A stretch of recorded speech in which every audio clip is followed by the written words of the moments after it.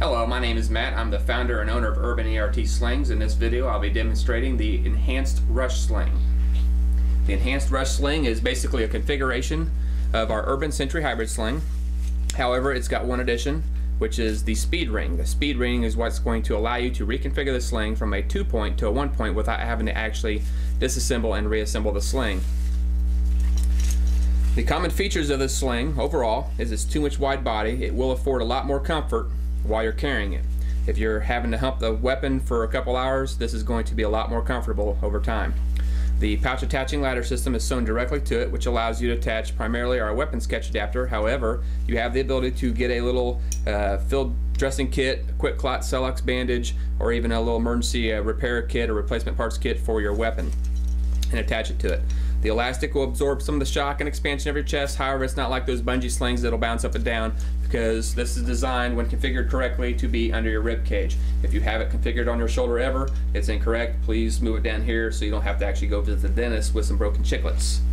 Now, the cinch strap is what allows you to cinch the sling down to fit whatever you happen to be wearing. So if you adjust this main buckle right here to fit over your body armor when you have the sling configured correctly, and you go to put it on a regular polo shirt and you don't have your body armor, the sling's not going to be too tight because the cinch strap will allow you to cinch it down.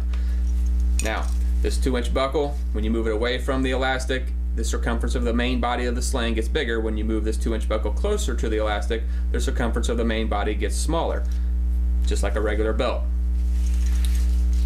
Now, at the end of the sling main body, you will have locking speed tabs. These locking speed tabs allow you to actually reconfigure the sling into a dedicated 1-point or the dedicated 2-point as it is now, or the actual Enhanced Rush Sling. Enhanced Rush stands for Enhanced Rapid Urban Century Hybrid Sling. What it is its ability to quickly change it from a 2-point to a 1-point. Now, to plug it into the weapon, you're simply going to hook the speed ring adapter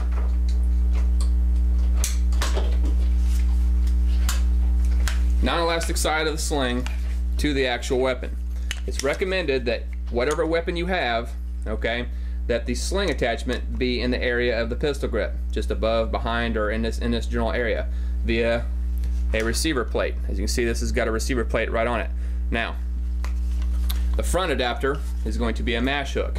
Okay, mash hook is going to actually attach to either a sling swivel or like a GG&G sling thing, a little, basically a loop to actually hook the mash hook to, but the sling will actually work just fine. It's preferred to have something on the side, but as you can see, this works just fine. Now, the reason we have you actually connect the sling directly to the sling receiver plate versus back towards the rear of the stock is that when you cross shoulder transition with the sling in 2-point, it'll keep the sling from going across your neck. When you actually have the sling configured as a dedicated 1-point, you don't have to worry about the weapon hanging really low. Now, these are the sling plates I'm talking about.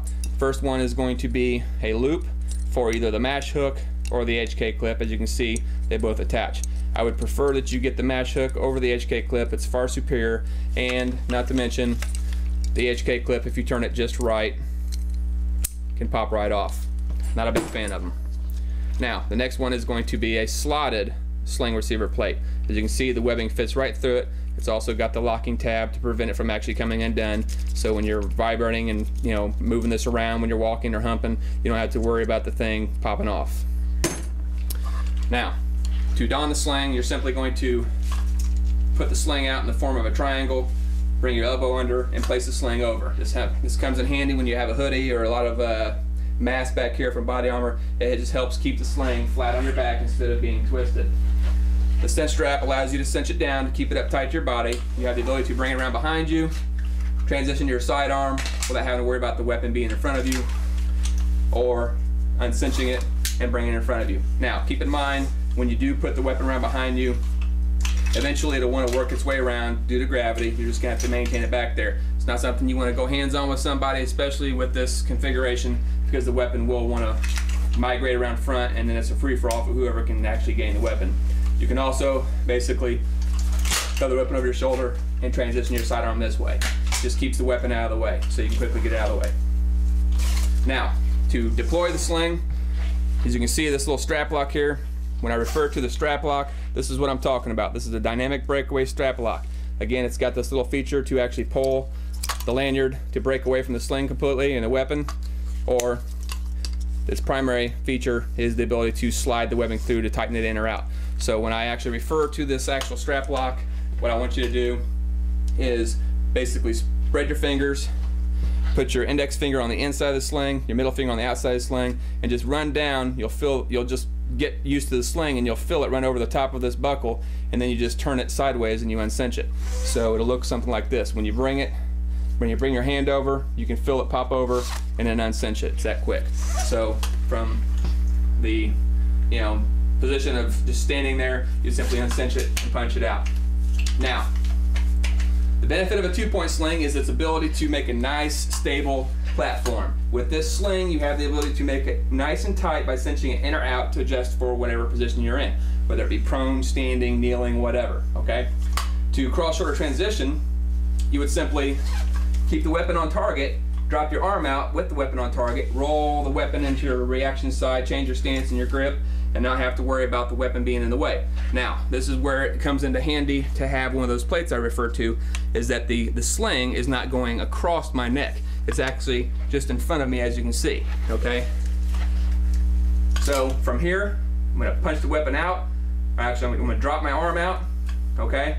I'm gonna punch the weapon out, roll this weapon up under, and transition, and as you can see, the sling's not in the way of my neck. It's not restricting my breathing or my circulation.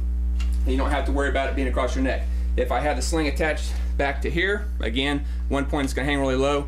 2 point, when I put it in my opposite shoulder, as you can see, the webbing's going right across my neck, and the tighter I pull the weapon in to make a stable platform, the less circulation I get, the more I'm gonna pass out. So here, just drop your arm out, transition that quick, okay? You don't have to worry about the weapon being in the way, and you can still transition your sidearm because it's gonna hang centrally located right in front of you without having to worry about it going all over the place.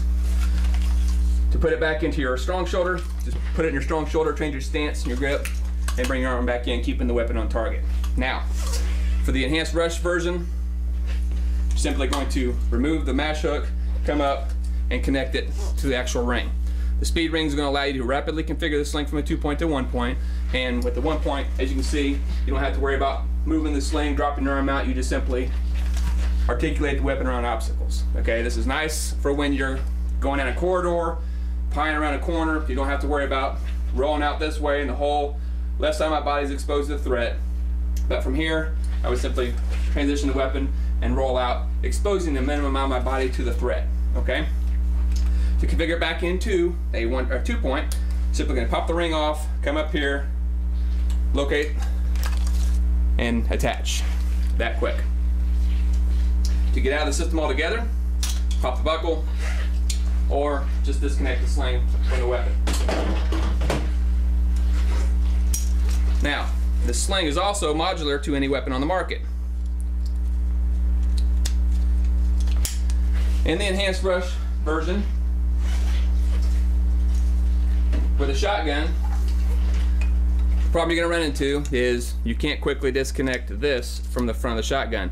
So you're going to have to get some type of sling attachment in the front that would actually accept the mash hook. I believe that this GG&G 1084 is wide enough to do that. However, just keep that in mind when you actually order the rush sling. It is going to come with the front mash hook and the rear adapter of your choice.